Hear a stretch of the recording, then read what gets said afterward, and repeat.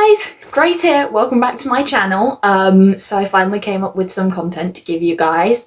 I was thinking about finally doing that Scooby-Doo video that I've been promising for for a while now, but I thought of something else that I can actually talk about in confidence without having to write a script or plan it out beforehand.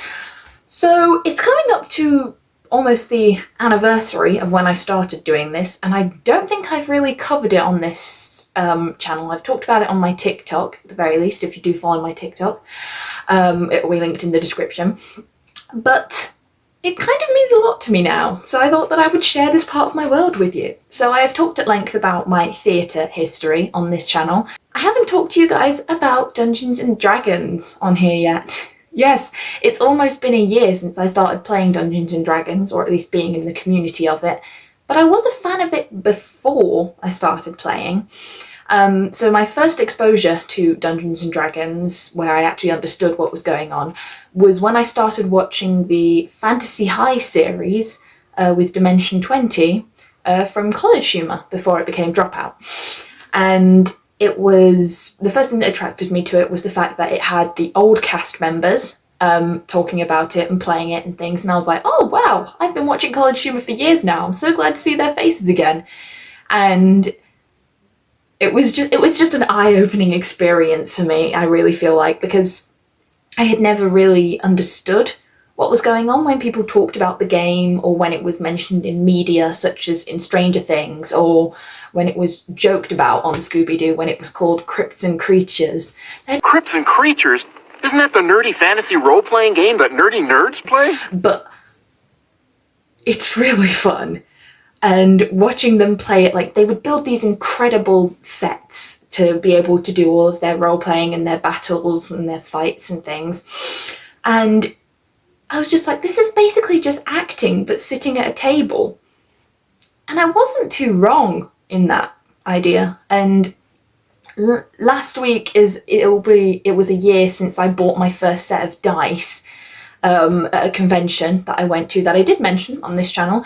It was the Truro Comic Con that I went to. I went dressed as Robin Buckley from Stranger Things, season 3 edition, of course. And it was a really good experience, and I bought my first set of dice there, and I spoke to some people about Dungeons and Dragons and things and said, I really want to start playing, but I don't know how, because I don't have any friends who play Dungeons and Dragons, or at least in real life. And they told me that there was something called an Adventure League, and I had never heard of that before. And I was like, and I told them which city that I was based in, and they said, you do know that that city has an Adventure League? And my mind was just absolutely blown. I was like, I can play Dungeons and Dragons like when I get home? And they were like, yeah, you can. So I was on holiday, so I didn't do anything about it then, but I went back onto like Facebook and things, and I found them on my Facebook, and I joined the Adventure League, and it was amazing. So the first time I met all these people who I now consider to be very good friends of mine, actually, was when I went to what they do a social evening every single month, where they like just meet up, like they go drinking or we go and do things together. Was the first time I did it, I went to a pub I'd never been to before in a part of town that I don't normally frequent, and I was just waiting around for a bunch of strangers to show up. And even though I was fully an adult and things, like I just turned 21, I was like, this is nerve-wracking, but they were so sweet. Like, we played a mini card game while we were sat drinking and things, and they talked to me about what it's like. And they basically, if you're part of an Adventure League, you know this already, but Adventure Leagues, they're not like a normal campaign sort of thing. They do one-shot adventures, and my group currently does one-shots from Monday to Thursday in 4 different locations in and around our city. And the one-shots, it's a bit different to being in campaigns, you'll find, especially because my first exposure to it was watching these long-form campaigns. But it's a 4-hour adventure, usually, where you can just bring along a character. They're usually tier 1 adventures, which is level 1 to 4 characters, so it's quite low level, not a lot to fight. It's usually easier. And then, of course, there are tier 2 campaigns, which is from level 5 to level 10. Which seems a little wilder, and it is a little bit wilder, it's a little bit stronger, and your characters can get stronger as well, because every time you take part in a one-shot you have the option to level up your character. So the way that it would work in a normal campaign is that every time you do a battle or something, or you defeat some enemies in a row or something, or win a fight, you get to level up your character, which means that you can take better stats, better abilities, you can use better dice for different roles and things, you can take feats, which I've found have been very useful to me, and the fights do get a bit more intense, I suppose, and you have to rely a lot more on your character's abilities and strengths to be able to get you through not just fights and things, but also interactions and things. My character is very, very deceptive. She's very brilliant. I love her.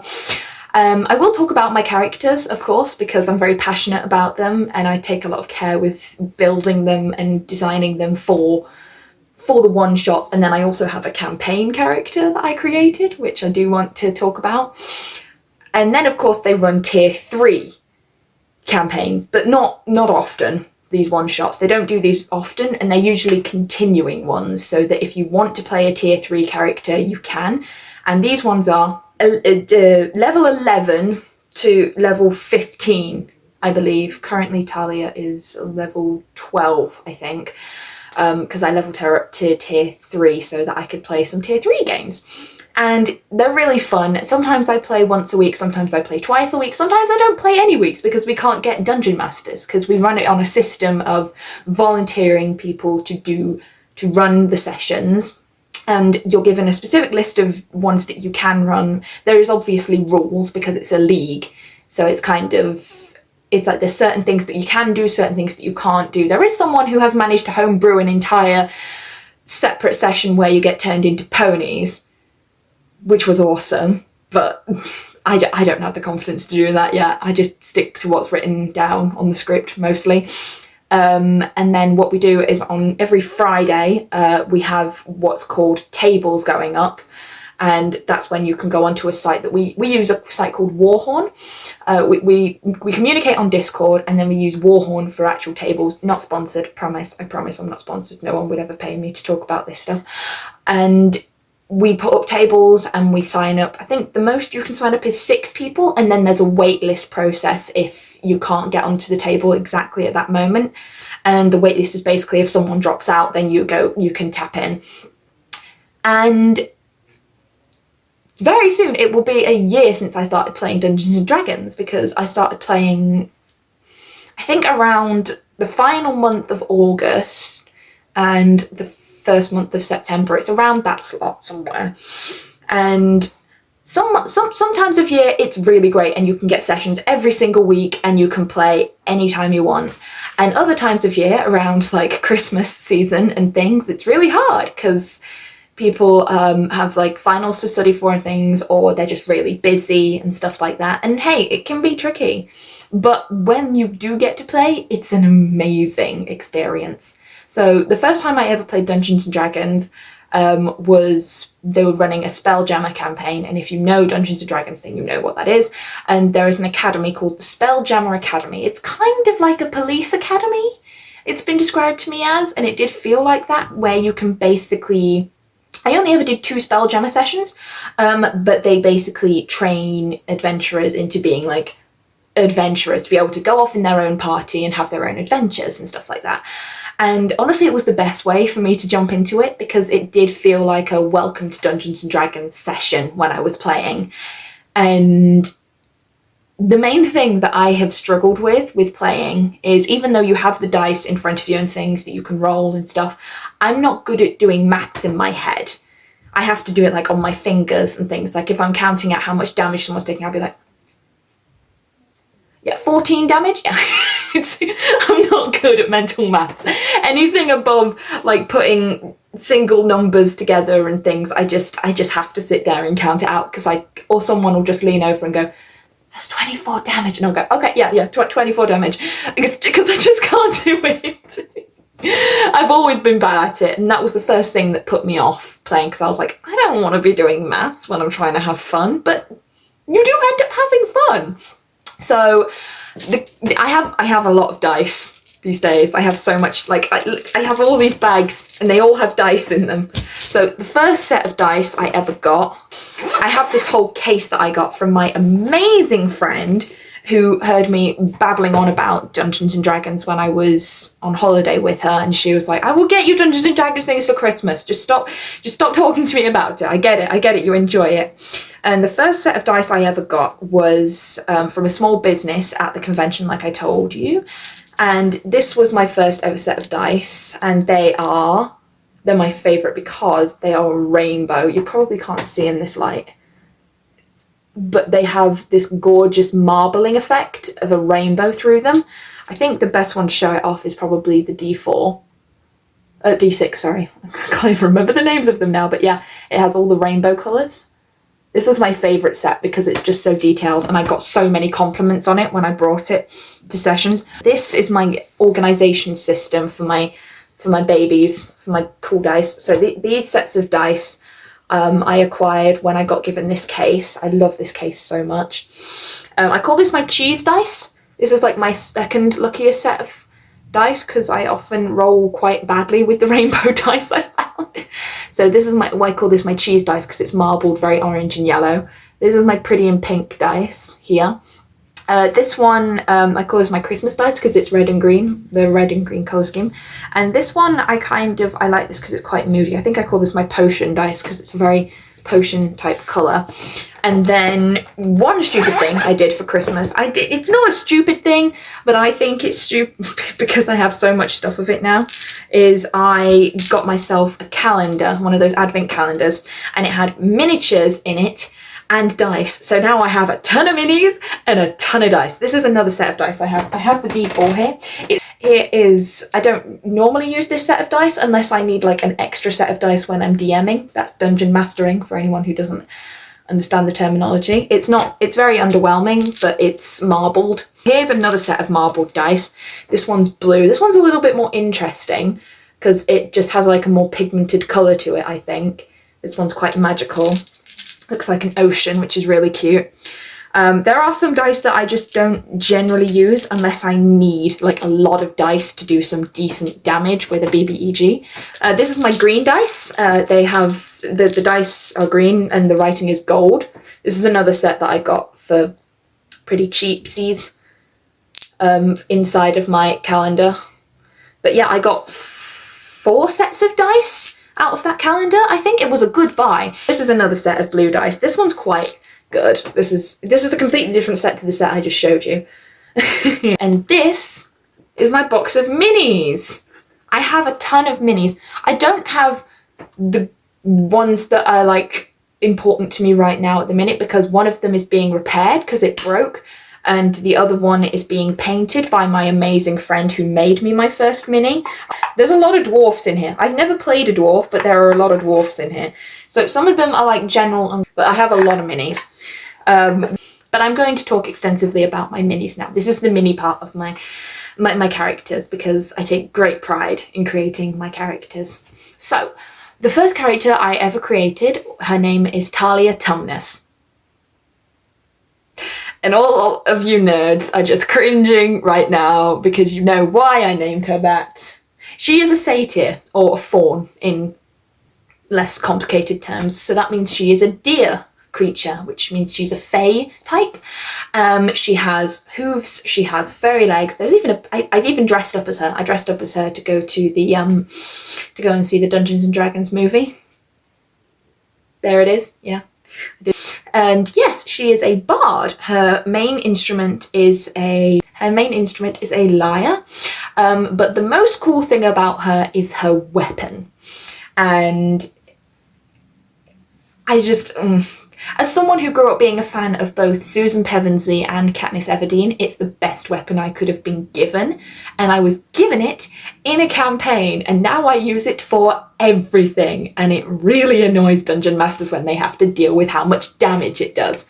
So anyone who knows about this weapon will probably be thinking, oh gosh, it's that, isn't it? It is called the Oath Bow, and it's a long bow, and it is elven, and it speaks Elvish as well, and it says, Swift death to you who have wronged me, and it can mark an enemy as your sworn enemy. You get to do extra damage to it because it's marked as your sworn enemy.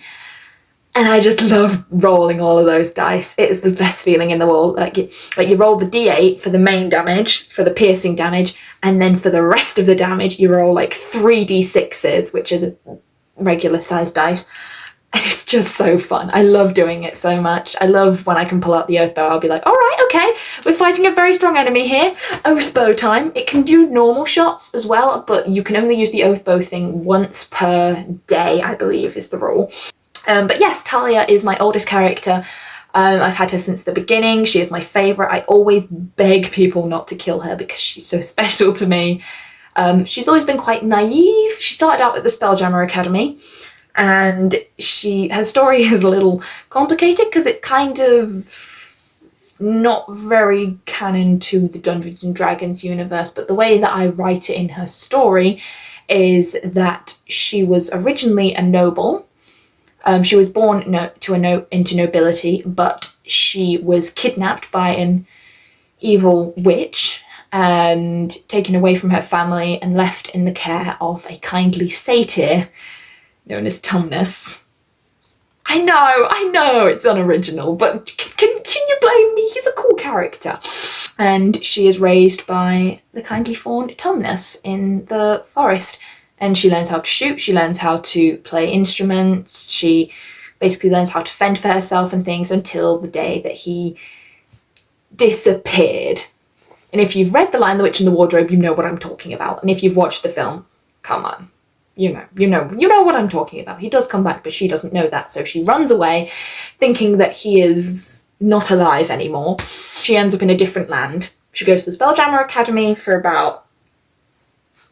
Actually, I think it was literally 2 sessions, and then she went off on her own to go and do her own adventures. That was it. She is a very intelligent creature. She rolls very high on deception and persuasion, plus 11. She's very cool. She wears, if I can remember correctly, studded leather armour because she's a bard. She's cool like that. She does have a sword, but she doesn't use it.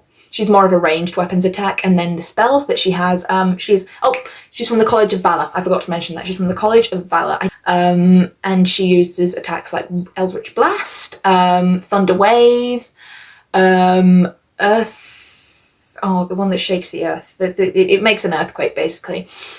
And she doesn't use spell attacks often. She does often rely on the bow because I rely on the bow because it's better than a lot of her spells. But she does still use spells and things. She can use healing word on things. She's very cool.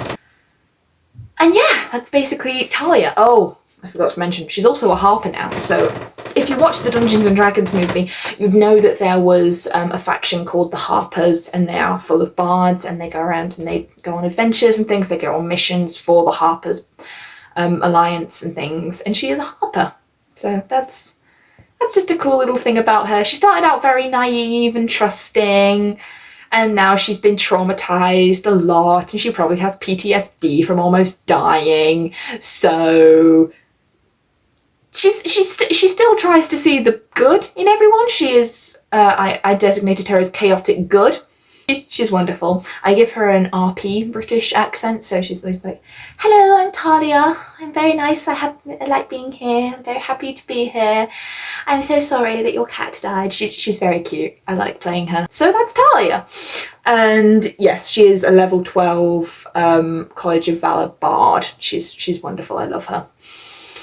So my second character, Kia Nightlock, she is a tabaxi. She has black fur with like white markings and things on her face and her body. She is in the College of Eloquence, and she is a level 5 bard. Her main weapon is a crossbow. I think hers is just a general heavy crossbow. She speaks with an American accent because it means that I can be a bit out of character of myself, and I enjoy doing accents, so that's the best thing about Dungeons and Dragons for me. And she has been in... I think I've only used her in combat about twice, maybe thrice. And I was a bit nervous about using her because she was different from Talia, because she's a bit sassier and she she you know how some bards can be seductive. She does that kind of thing. She likes to gain people's trust and stuff like that so that she can get things that she wants. Her story is a little bit different. She started out quite rebellious. She started out very, like, she started out doing not legal things for people when she was in her younger years and things again, and she tried to reform herself. She still has some of her like roguish kind of ways. She's not a rogue, she's a bard, but she's trying to be a better person. I haven't used her a lot, so I don't have a lot of story for her or development for her, because for a long time she was like, I think she stayed at level 3 for very long, level 3 for a very long time. I think, she was only in like two sessions ever. So I plan to use her more when I need her for things, but yeah. My third character, she's so fun to play, Azira. She is the name that I gave her because it's a traditional Scottish clan name, because she was part of the Fergus clan. Her father was an orc and her mother was a human. I say was an orc because he's not around anymore. Her uncle came along and hurt him very badly. Her uncle came and basically said that he wanted to run the clan, and then they fought over it and had a big like battle and war, and he won the war. And when Azira tried to make claim over the title of the clan leader, of the title of the royal role, he was like, "You're only half orc. You don't deserve this. You're only partially blood." It's a little, you know what I mean. It's not the greatest, but it makes sense for her story. So her and her mother fled the clan and went traveling the lands. Her mother has like set up a home somewhere, and they're always constantly moving so that they won't be tracked down and unalived by the original clan. But she's basically trying to regain her honor as a fighter, and as basically so that she can go back and reclaim the throne from her terrible uncle once she's like gotten all her rage out and things, and once she's found herself to be mature enough to take that role on. She is in her 20s, according to her character sheet, and she is a berserker, Path of the Berserker barbarian, which means that she can use, she can go into frenzied attacks, and the great thing about being a barbarian is you can go into what is called a rage, where basically your character takes half the amount of damage that they normally do, and they can deal more damage when they attack. So they get +2 to most rolls, and their weapons get like do more damage as well, is what I found. So my character Azira, she uses a battle axe, and it's friggin' awesome because it does so much damage. And yes, she has a Scottish accent because I can do a Scottish accent, and she does sound a bit like Merida sometimes. I will admit she does sound like Merida, but I enjoy it. I like playing her because the hard part about playing in tier 1 campaigns is you're not very strong unless you have like a lot of magic or a lot of power. And instead of going for magic this time, I was like, I will just make someone buff. And she is pretty buff. She's buff, she's tall, and she has an immense amount of strength.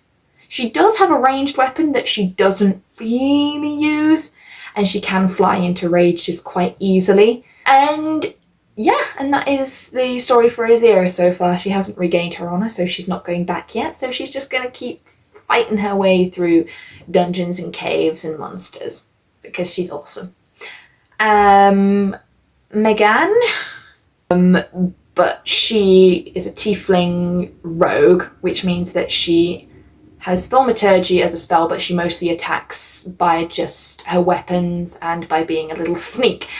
That's the best thing about being a rogue. You can make sneak attacks, you can do like pass without a trace sort of things. You can basically be a shadow on the wall if you want to be, and she kind of is, and is awesome.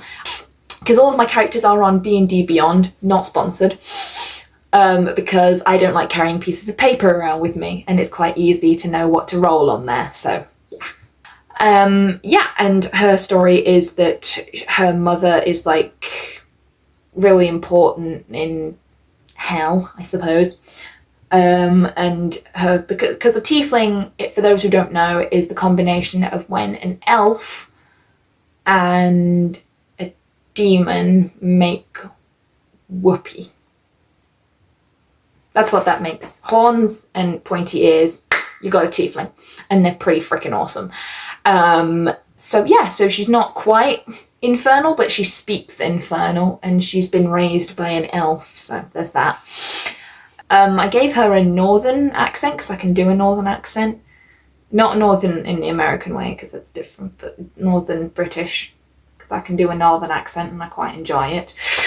And she's a thief. She's straight up a thief. She will do anything for anyone. She is like, she's not evil, but she is generally bad, I suppose. If she can gain money from something, if she can loot a body, if she can do that stuff, she will do it.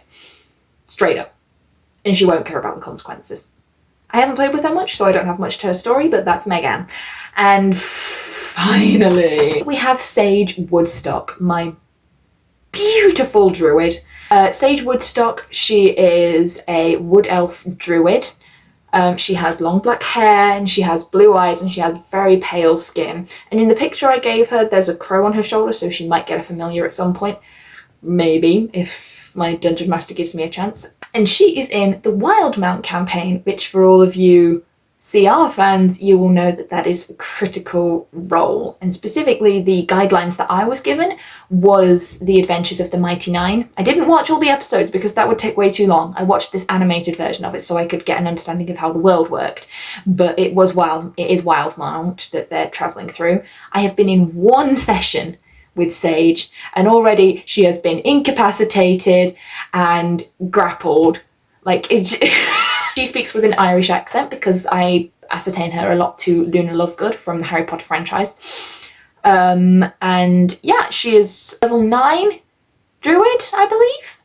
And I haven't had time to do much with her yet, but her story is basically that at the minute she has no memories because she just appeared in a cave in this big old dirty old sewer inside a tree, and she has no memories of her past life. But her real story is that her parents abandoned her, and she was found by the Terra tribe, which is a tribe within the Ashari circle. It's like an elemental thing that druids have, like crying in the woods, and they took her in and they raised her to be a druid, taught her druid craft, taught her magic and things like that.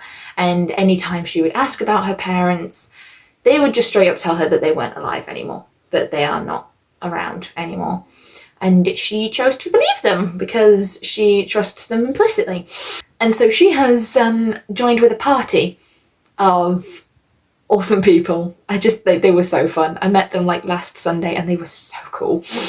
And she's basically just following them around until pieces of her memory come back, because the reason that her memories are gone is because the area was surrounded by brain-eating monsters.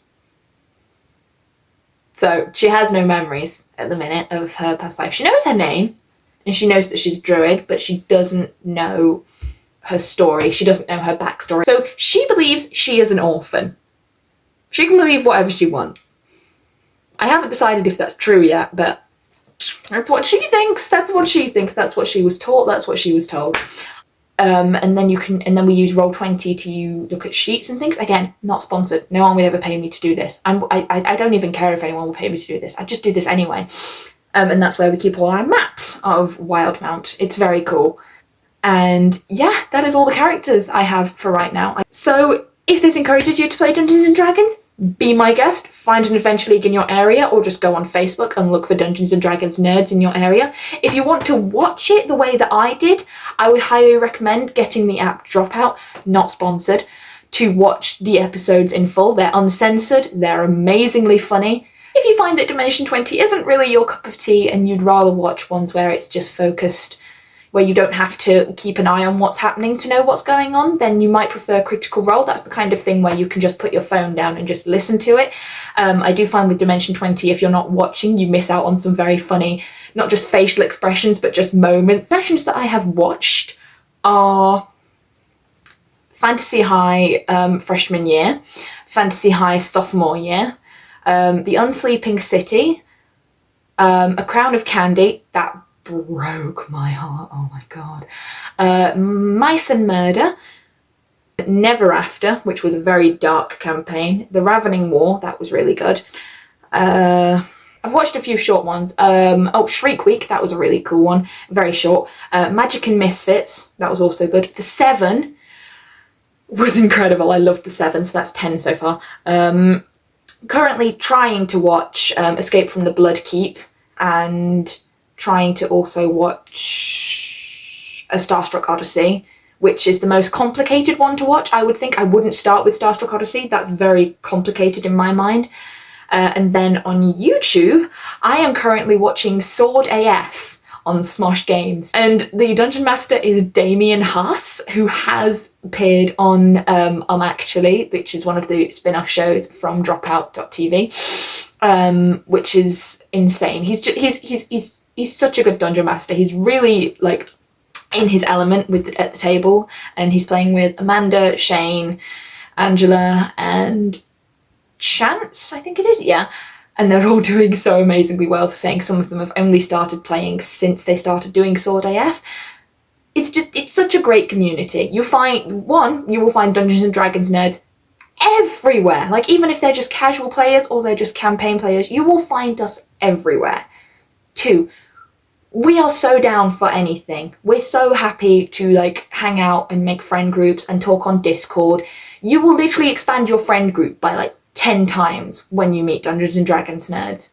3, we're so freaking nerdy, man. We're so freaking nerdy. If you are a nerd who enjoys Dungeons and Dragons but you like other things as well, you will always find something to talk about. If you like Lord of the Rings, we'll talk to you. If you like Elden Ring, we will talk to you. If you like The Witcher, if you like Marvel, if you like DC, if you like Stranger Things. I've talked to people about Stranger Things before. If you like Narnia, there's just so many different aspects of being a nerd that also play into Star Wars. That's a big one. If you like Warhammer, you can find people to talk to in the Dungeons and Dragons community who will want to play Warhammer with you, or Pathfinder, or Vampire, or any of the other tabletop games. Even just like small ones and things. A lot of my friends at the minute are talking about Baldur's Gate 3, I think it's called. I don't play that video game, but they've all kind of built a little community for themselves, which is really cool. They're really good artists as well, so you'll sometimes find painting sessions, which are sometimes run at like the special places that we run our sessions and stuff, where you can paint the minis and stuff like that, or even paint sets. People paint sets and trees and things. It's so fun. All I'm saying is I have made more friends in the Dungeons and Dragons community than I ever have in the theatre community, and it is such a wholesome and safe place. If you're not down for something, you can let them know in a session and they will say, hey, that's up to you. It is such a safe and happy place for me to be. I have my mental health is better than it's ever been, and it's been because I have such a good community of people around me. I have a social life now. That's insane for me to say. It is amazing how many people have come to the Dungeons and Dragons community since the film came out, since Dimension 20 became so popular, since Stranger Things even. Stranger Things has encouraged people to play. I know that because I've talked to people who said that they heard about it from Stranger Things and started playing. It's such a beautiful community of people just having fun and playing games and going around with weapons. It's awesome. And I really hope I've encouraged some people to play. And hopefully I haven't scared anyone off. Hopefully. If you want to understand more about the Dungeons and Dragons community, there are so many videos online to teach you about how all the dice work and how the sessions work. If you just want to see something that is inspired by the Dungeons and Dragons community, the movie did a very good job of that. There are other movies that feel like a Dungeons and Dragons adventure, so people have often said that films like The Princess Bride or Monty Python and the Holy Grail feels like a Dungeons and Dragons adventure, or even just Lord of the Rings. It's like Lord of the Rings, okay? It's a bunch of different characters from different backgrounds going on adventures to go and defeat evil. And it's awesome. And I love it. So if you love it too, leave me a like and comment if you want to see a review of the Dungeons and Dragons movie. I might just do it anyway because I want to. And don't forget to subscribe and click the little bell if you want to see the next time I upload a video. So thank you very much for watching. Don't forget to check out my channel for more nerdy content, such as talking about books or talking about movies and things. It's just a fun old time. It's a fun old time over here. And I will see you all next time. Bye!